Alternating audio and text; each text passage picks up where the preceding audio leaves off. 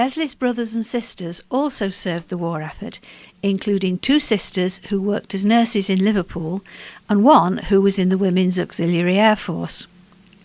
Janice says, about 50 of the 200 letters are written by Mother Carr, who is always the steady voice of wisdom.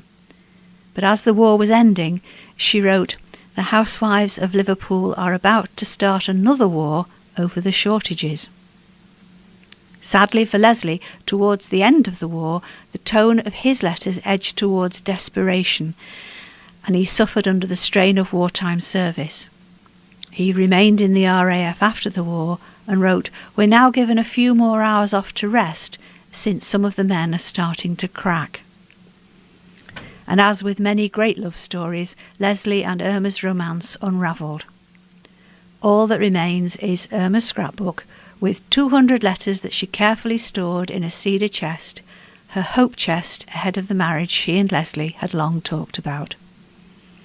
It remains a love story, though the letters reflect a lost love rather than a long friendship. But this intrigues me, because the letters have been preserved for 75 years and never put in the rubbish bin.